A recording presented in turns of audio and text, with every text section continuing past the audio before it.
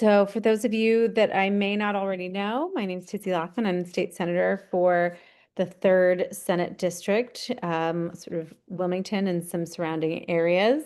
Uh, and I am wearing my hat tonight as co-chair of the Reading Consortium for Educational Equity. I'm very happy to be able to offer this opportunity, which is really intended as a listening session. I know folks still have some outstanding questions, and we're also here to gather those. Though unfortunately this won't function as a Q&A where we can go back and forth in that manner. We are going to be taking questions as well as comments and are going to, as quickly as possible, make sure to provide responses to your questions and make sure that we are providing information to cover any gaps in the information that we've provided. So what I'm going to be talking through tonight is an overview of how we got here, what our process is, what's coming up next for the Reading Consortium, just to make sure we are as much as possible on the same page about what the Reading Consortium is all about and what we have been working on. There's no new information. There's no deliberation happening in this meeting. This is all information that has been previously provided in the context of other public meetings that we've had. But we wanted to make sure that as many people were getting eyes on this as possible and that we were getting as much feedback, questions, all the good stuff as we possibly could. Just a couple reminders. You probably cannot unmute yourself in any case, but we ask that if you find that you can, just make sure you're muted unless it is your turn to speak, and we'll come to the public comment period later on. And then also you probably noticed when you logged in that it told you that things were being recorded, and it is. We do make every effort to record all of our public meetings and ensuring that those are also posted on our various platforms so that even folks who can't be here live with us have the opportunity to watch and get the information, hear what other people have had to say or ask, and just make sure that we are doing our absolute best to be as transparent as possible and get this information into as many hands and minds as possible. So just a quick reminder, we do have a couple other folks other than me on the Zoom that you may see. We've got a team that supports the Reading Consortium made up of staff from the University of Delaware's Institute for Public Administration, as well as Delaware State University. So you may see them speaking or helping to moderate as we move forward. So we're going to talk first, just like, what are we doing here? What is this all about? And I think if you're on this call at 6:30 on the Wednesday, the week before Thanksgiving, you probably share the priority and the vision of wanting to make sure that all of the kids in our communities have access to great schools and to a high quality education. Our own children. I'm a mother of 2 myself, but also our neighbors and all fellow Delawareans. And of course, we want this for all kids, no matter where they're coming from and what they have going on in their lives. When it comes to school district boundaries, our theory of change, I would say, is not that is going to be the be all and the end all, the silver bullet that solves everything, but that it is a very critical first step towards what we think is the key foundation to achieve that vision, to have a coherent system for our kids in Wilmington, Northern Newcastle County. This is part of much bigger, deeper work to make sure that we're doing everything we can to enable less fragmented communities of support that will ultimately lead to an improved school environment for students, for educators, for our families.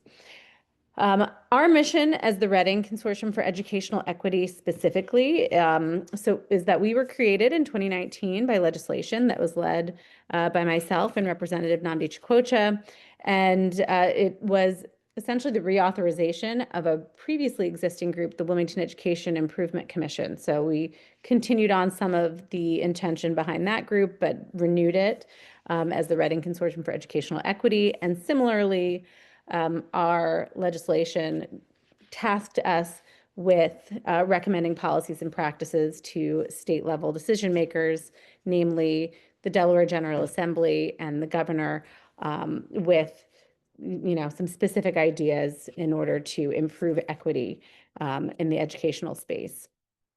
So we want to see learning outcomes improve all the way from early childhood through 12th grade. We're really focused on that pre-K to 12 space. And we do have a geographic focus as well. So just the scope is in Delaware Code as part of our establishment that we are focused on the city of Wilmington, as well as northern Newcastle County, being that those are very already interlinked geographies when it comes to school governance. And there were some specific bills that created this body and gave it the tasks that I'll continue to talk about some more specifics. Those are also linked on our website. So I'll actually just sort of ask maybe if the team can pop the link into the chat so that anyone who's interested can click on it. We have a website that we have had for a long time. It actually predates the Reading Consortium back to the Wilmington Education Improvement Commission days. It's Solutions for Delaware Schools. There it is, a ton of information on there, including links to the specific legislation that gave us our responsibilities and the ways that we have to implement those. So the bottom line is that we want to expand opportunities. We want every student to have access to the world-class education that we think that they deserve. Next slide, please. When we initially came together in late 2019, we have it's about 24 members. You can also see the names of all of our members, both of the Reading Consortium itself and subcommittees that I'll talk about later.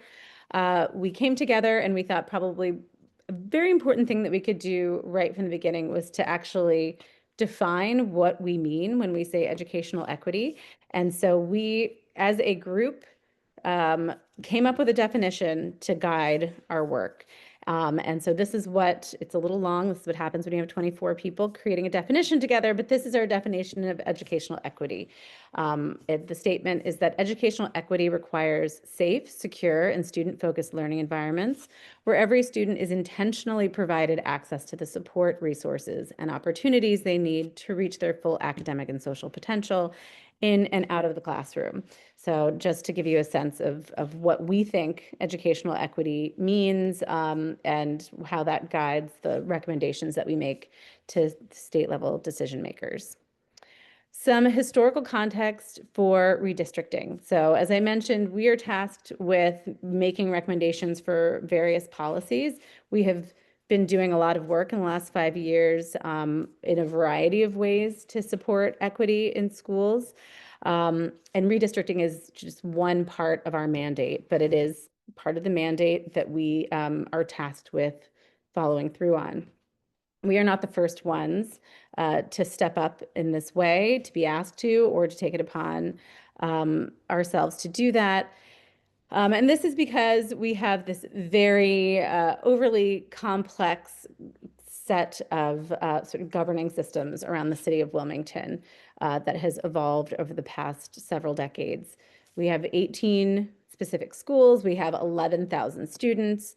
But what we've seen over the years is that school leaders and community members have spoken up about the need to improve conditions for education for Wilmington students, finding that the system is complex and that a more unified way to support these students and students in greater Wilmington as well is needed.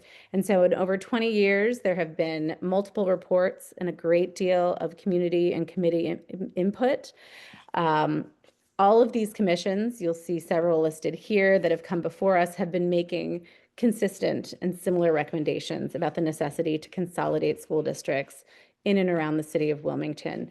So there's been a lot of research done before we even stepped into this space, and we essentially stand on the shoulders of all of that and are building on the recommendations made in the past and the research done in the past, lots of data to work with that we are essentially building upon in this last couple of years of work. So you'll see from 2001 around the Neighborhood Schools Act implementation, there was a committee that made similar recommendations.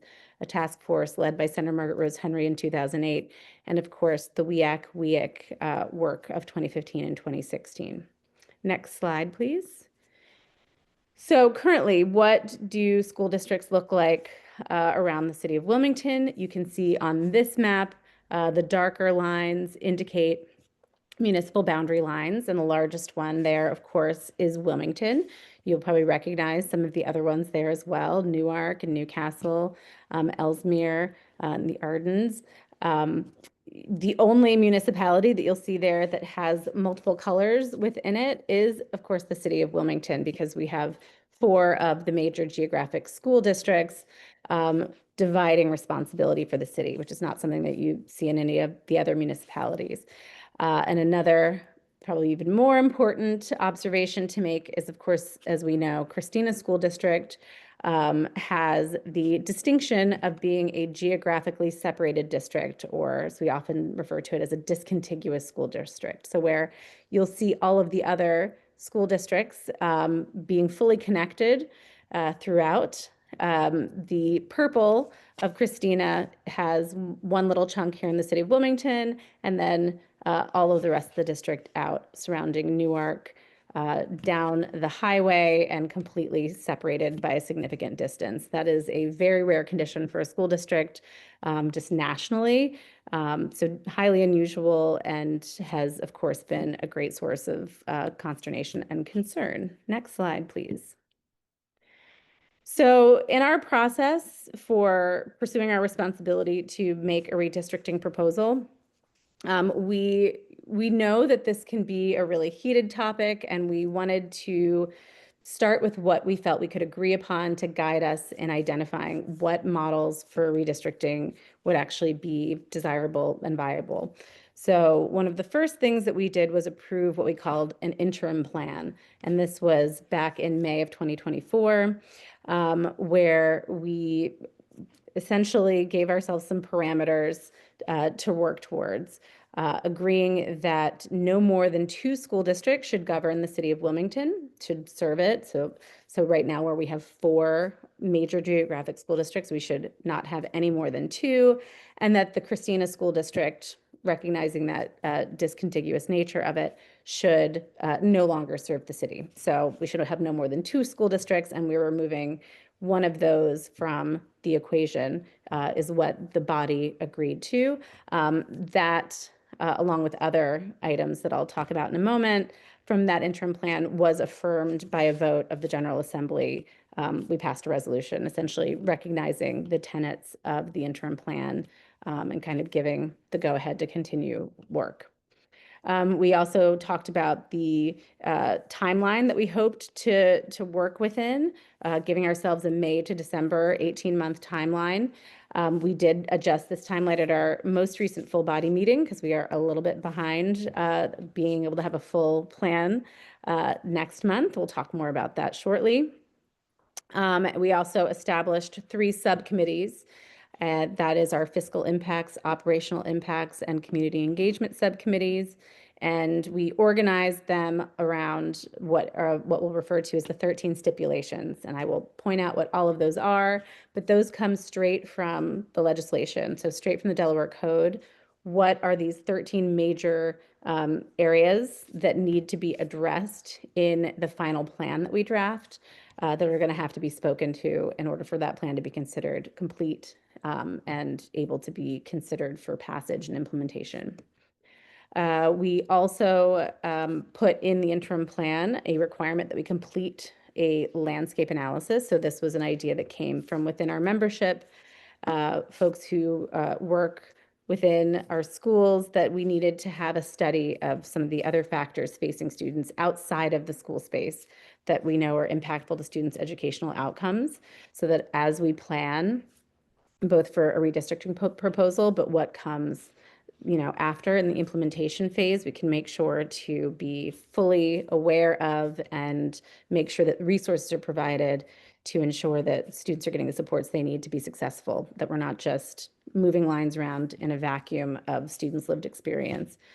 Then we also have a section in that interim plan called further recommendations for action. So I'll get more into those later as well, but they're essentially other policy recommendations of things that we think are going to be critically important to be considered and addressed by the General Assembly and others in order for us to see true improvement in the school system beyond just redistricting. So next slide, please. So here are the stipulations organized by subcommittee. So for our operational impacts subcommittee, it asks that we describe what an orderly and minimally disruptive reassignment would look like. And so basically taking into account what the boundary change might be and how governance responsibilities would change will have to be obviously fully described and addressed.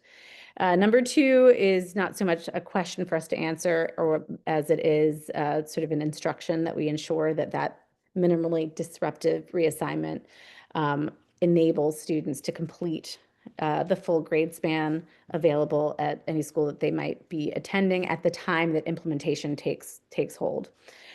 Student transportation issues have to be fully addressed, as well as what would a timetable look like for implementing all of these various elements. So I think we've gotten questions in the past about when is this going to happen, or misconceptions that like next year change would take hold. We're very much, we're in a phase to choose a model which will form the basis for an initial plan. Implementation for something that's nature is a pretty long haul. So that in and of itself will be addressed in the plan. What kind of timeline is necessary for this all to be carried out effectively? Next slide, please.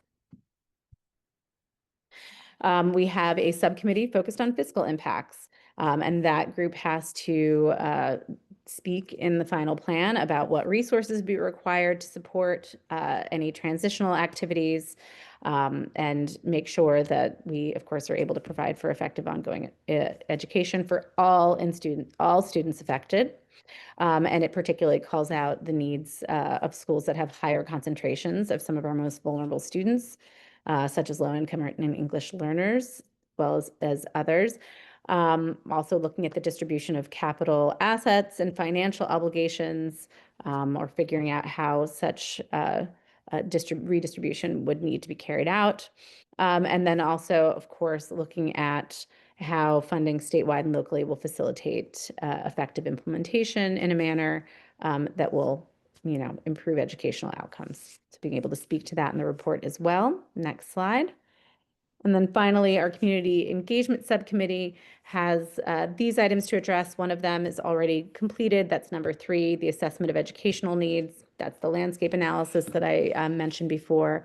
But this group is also intended to represent and do outreach to ensure that we can address any implications for all of those stakeholders named, educators, administrators, and any other personnel, making sure that any adjustments that are made are done so equitably, such as to local collective bargaining agreements, that all key stakeholders, so a lot of different groups, are done effectively through the transition. So that would mean after we get to the point of having a plan that's approved for implementation. And also taking a look at secondary school options. So you may have heard conversations about the need for a Wilmington High School again. So there is a stipulation asking for that to be spoken to as well.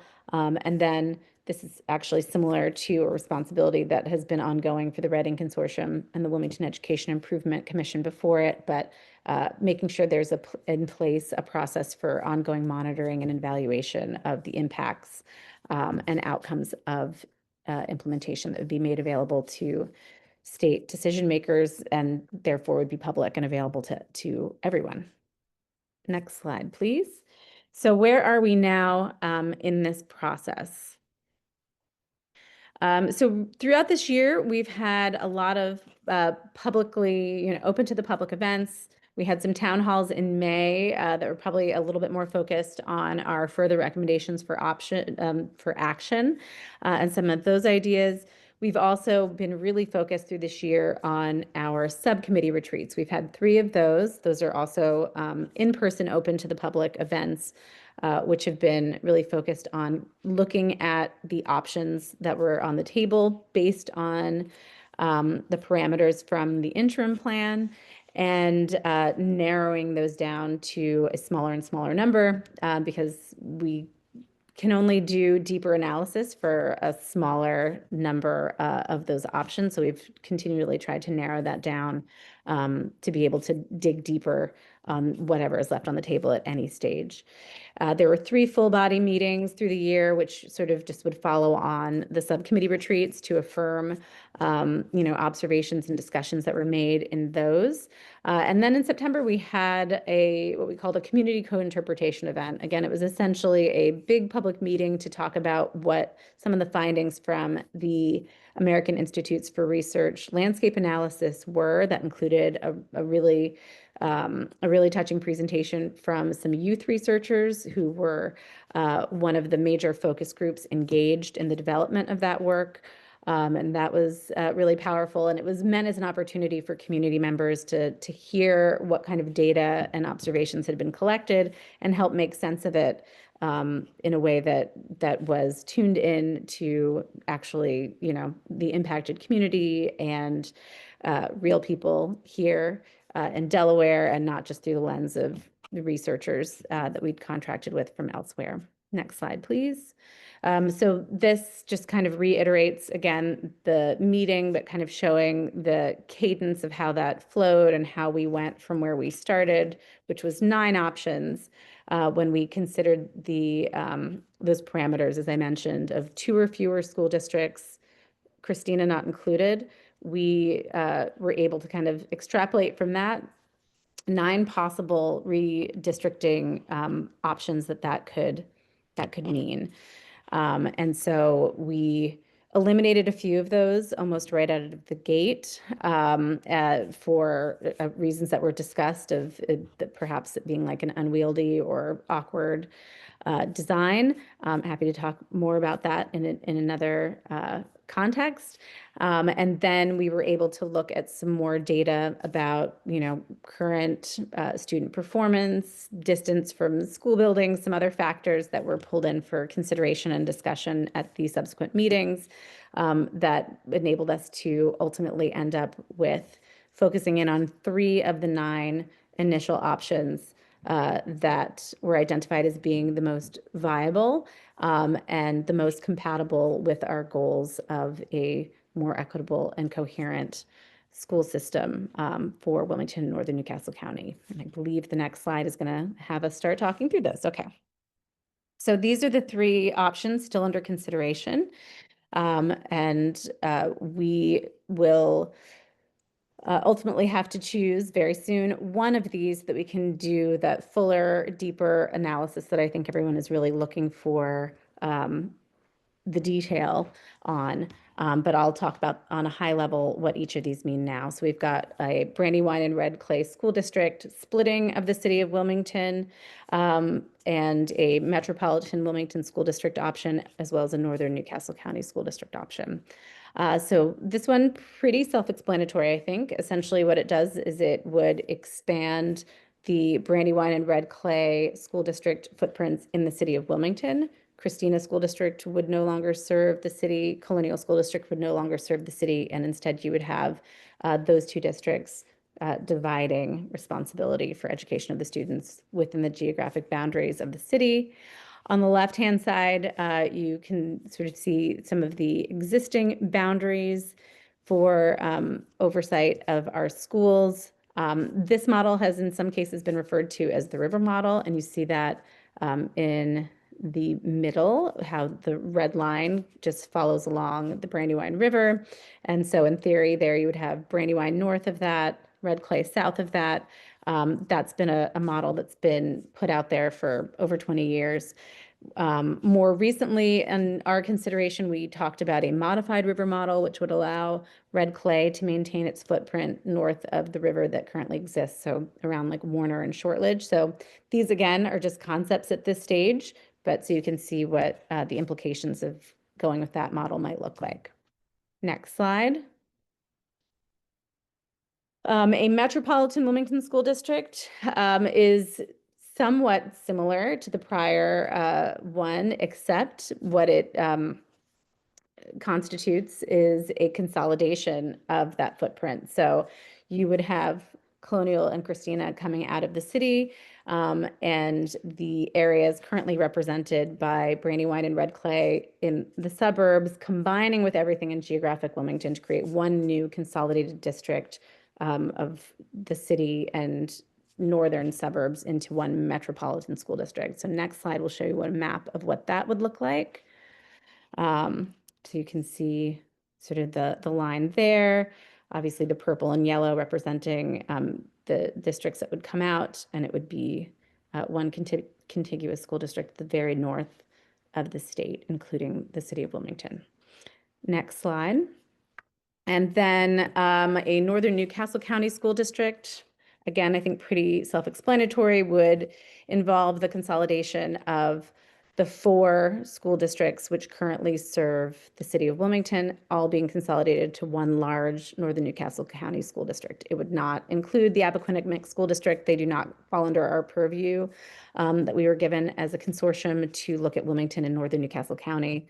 That's always been excluded from the conversation, and so would not be appropriate to make that recommendation implicating them. And that's, of course, what a northern Newcastle County Consolidated School District would look like. Okay, next slide. Again, I mentioned the landscape analysis looking at some of the external to school social drivers. I'm not going to go into details of that tonight. We've talked about that in some of our other meetings. However, the full report is available online. I'm sure that link can be popped in the chat as well for those of you who are interested in digging in and seeing what we uncovered and what we discussed through that process. It definitely was very impactful in our subcommittee retreat conversations. Next slide. So for the recommendations for action, as I mentioned, we strongly believe that this governance change of redistricting is going to be a really critical catalyst for change. But we think that there are several other really impactful things that would need to be also happening to make sure that students were set up for success. And that's students in Wilmington and students in all of our suburban communities as well. So what we did in this case with our most recent update to our interim plan over the summer was establish a subcommittee called the Discretionary Recommendations Committee.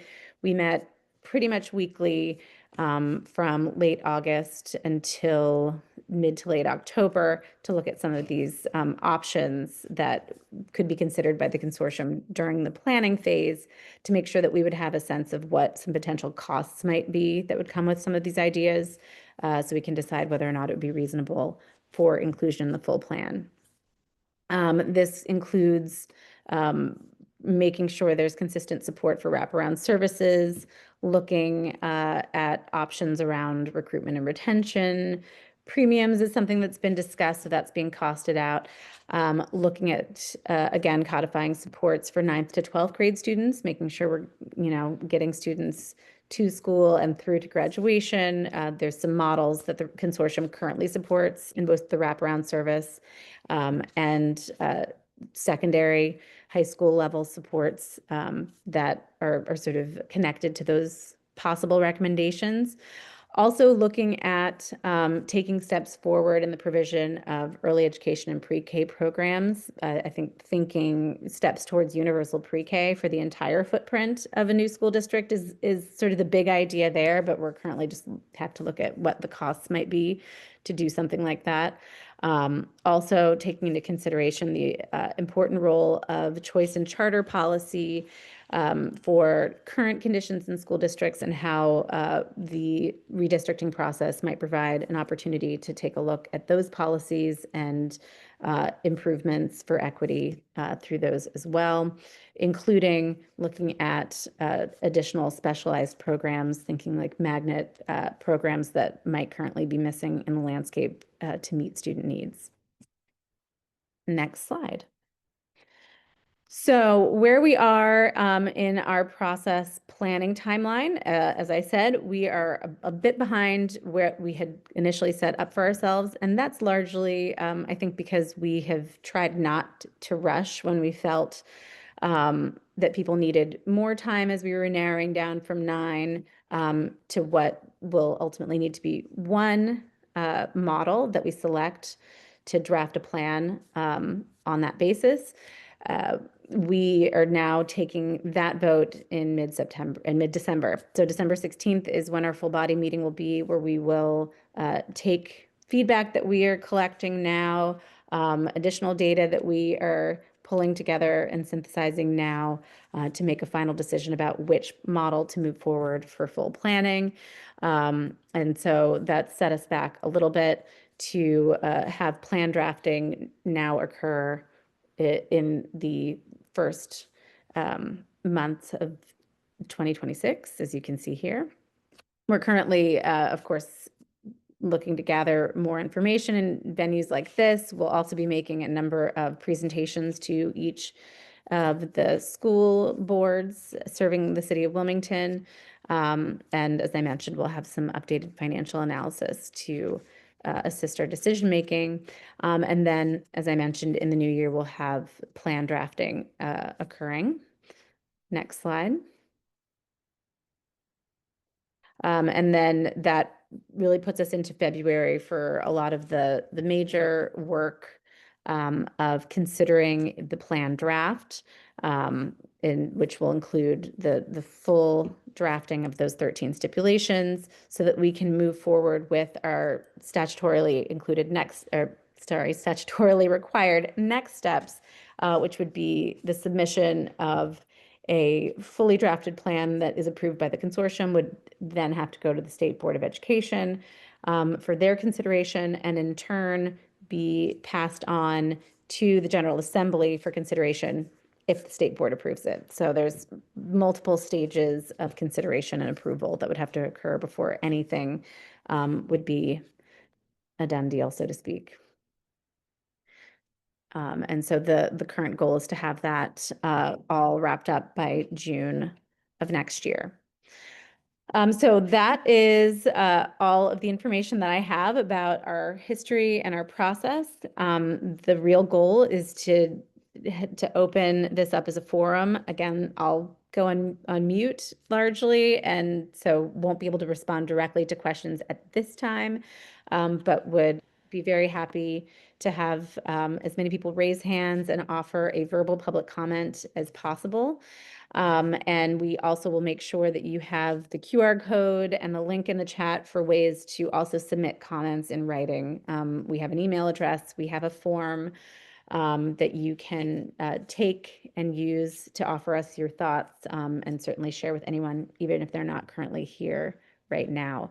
If we can go back to that last slide really quickly, just a couple of reminders, just that we haven't made a final decision about the model, but that is quickly upcoming, so that we can finalize our plan drafting, which will, of course, as we go through that process, also include more opportunities for feedback to be given as we have more information and a drafted plan to share with you in the new year. Okay, so I'm going to hand it over to Elena from our team to administer public comment, and I will be here and I will be listening. Yes, thank you, Senator Lockman. So if you'd like to offer public comment, we would ask that you please raise your hand for the public comment portion, and we'll call on you, and then you can offer your public comment within 2 minutes if you're an individual, or for 3 minutes if you're representing an organization. And the first hand I see raised is Jenny Howard, so you should be able to unmute now. Hi, good evening. Thank you, Senator Lockman. I actually don't have anything formally prepared, but I want to ask a question and state a concern. If Red Clay is to get any, Red Clay is going to get some of the city of Wilmington at some point, right? Well, they are also creating a new high school plan, which the proposed boundary lines are going to create de facto segregation by keeping all of our suburban kids together and then concentrating all of the city students in AI, and it doesn't lend for any extra opportunities for those students in Wilmington. Right now, the two magnet schools, they are underrepresented there, and that's largely due to inequities that start very early on in the district, starting in the elementary schools with talented and gifted programs and services, and then I could name many more. So my concern and my question is, how is the consortium going to address the high school side of it? And also, if I'm wondering if the consortium has the ability to, um, I guess not change policy, but influence policy in the Red Clay School District that continues to, promote these exclusionary schools and siphons off, resources and students in that way, and then leaves our other schools kind of floundering, unfortunately. And I thank you guys for all the hard work. I've been listening all along, and I know it's a lot. Thank you.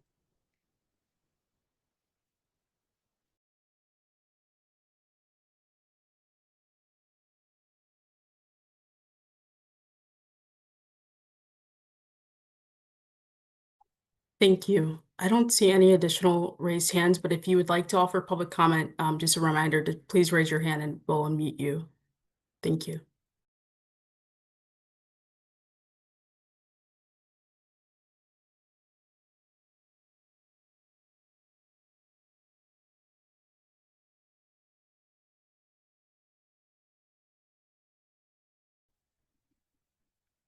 Hi, thanks. I am also a Red Clay resident. I have a different couple of questions. I was wondering with the McCain Innovation Center plan timeline and this plan timeline, it looked like changes might come as early as 2028. If one would impact, like if this would prevent the McCain Innovation Center plan or anything like that, if there's been thoughts about how those two plans rolling out are going to overlap. I was also wondering if there's been consideration for the fact that the four different school districts all have different salary scales.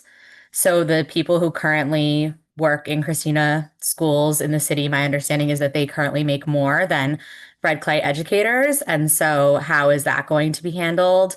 Um, and then also there are people who have very purposefully chosen the district they work and live in, and want to send their children to over another school district. And so the implications for those people if you merge multiple districts.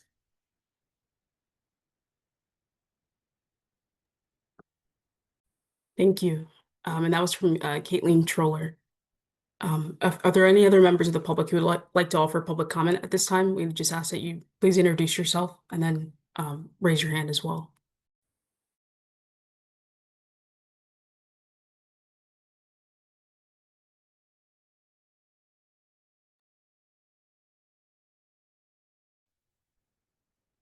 Hello, my name's Jeanette Wilt. I am a teacher in the Brandywine School District. I also had two children that went through the Brandywine schools. I wanted to just also address what the previous speaker had said about the different salary scales. It isn't just the teachers. You've got teachers, you've got paras, you've got secretaries, you've got food service workers, you've got the bus drivers, you've got, I mean, we could go on and on with the different contracts that are in each of the locals to begin with, not to mention how much it would cost just for maintaining the buildings. So if, let's say, we went with one of the river models and Brandywine and Red Clay were to take over those city schools, we also have to consider how much it will cost to renovate those buildings, perhaps, because we would be then taking on that liability. It saying that it's about the kids is absolutely true. We all care about the kids and want to make sure the kids are going to learn, but we also have to consider the the financial implications that the school districts will be taking on by taking over the schools from the Christina School District. Thank you.